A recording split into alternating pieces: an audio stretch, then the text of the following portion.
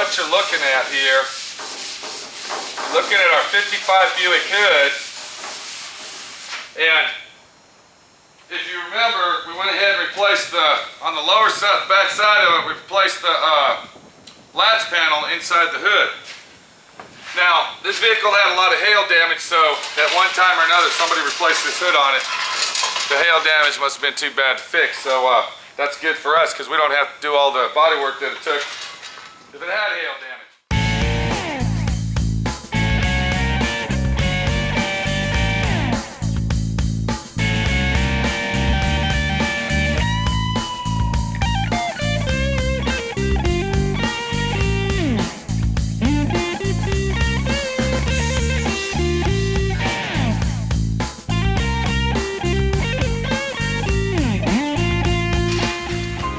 I fixed all that underneath. It's all brand new now.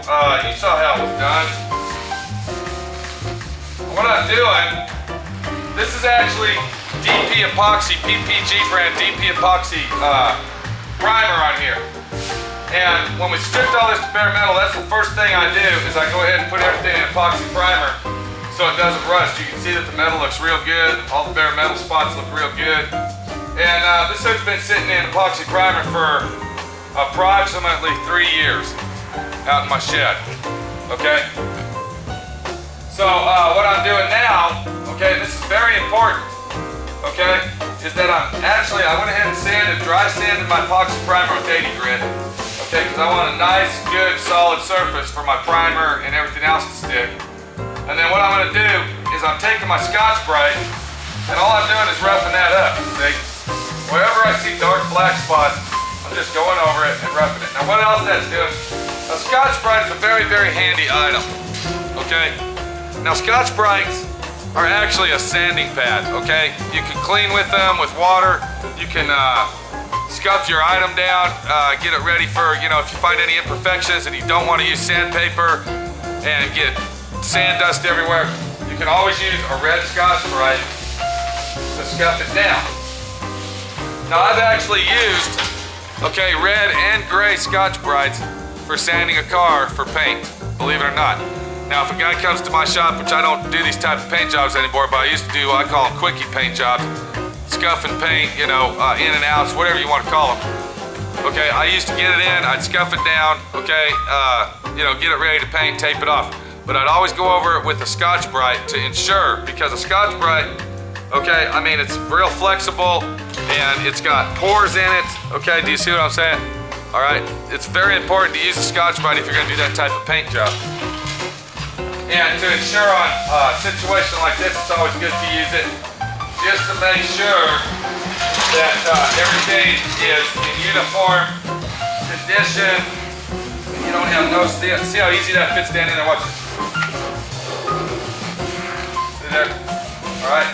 And you don't have to worry about using your hand with it because this really isn't sanding it, you know, putting grooves in it. All it's doing is scuffing it down. That's why it's called Scotch Brite Scuff Pad. Okay, it's not sanding it hard enough where you're going to leave grooves in it with your hand. So, always remember that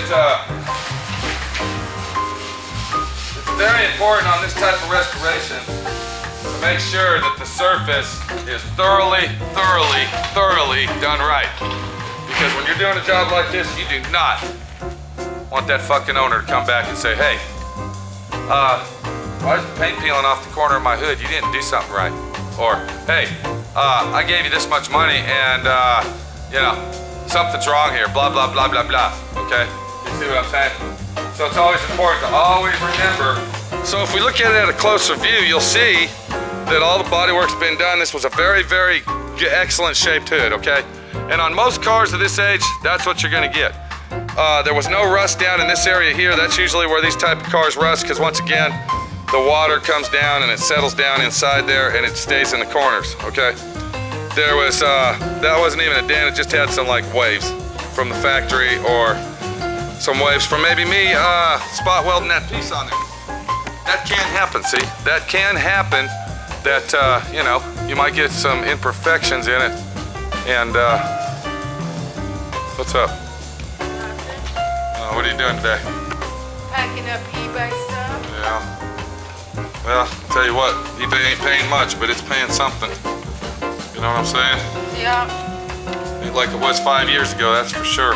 But at least we're getting something out of this situation. Every little bit helps. Alright. Okay, so there's what you're looking at. I'm gonna go ahead and put 3 coats of 2K primer, okay?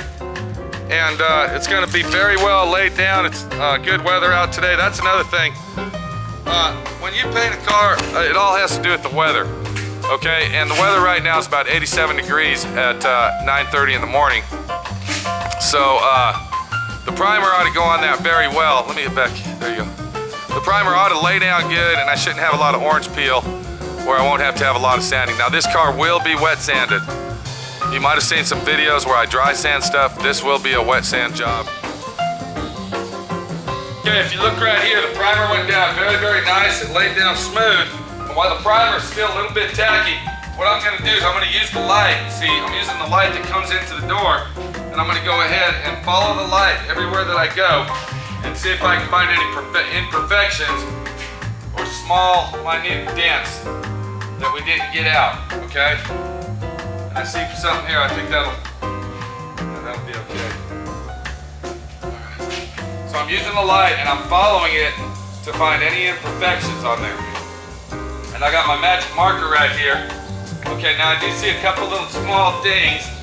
And what I'm doing is I'm taking my magic marker and I'm just right there. Did you see what I did there? Did you see that? Okay, now on this type of car, okay, the people that do these cars are very, very picky, okay? And they will see that small dent, okay? They will see that imperfection because they're doing the same thing that I'm doing, okay? They're looking at that car the same way that I'm looking at it. They're taking the light in their shop or in their, wherever they're at or outside, and they're following the light, okay? To watch for little imperfections that might be in it. So I look over here where I did the body work and that looks good, and I do see some small pinholes right here. So I'm gonna go ahead and slightly square that off. That's gonna tell me that, because we're not gonna do this hood today, okay? We're not gonna do it tomorrow. It might be a month or 2, 3 months from now when we paint it. But that's gonna remind me later that there was something wrong there, and it's gonna make me look at it a little bit closer. Okay?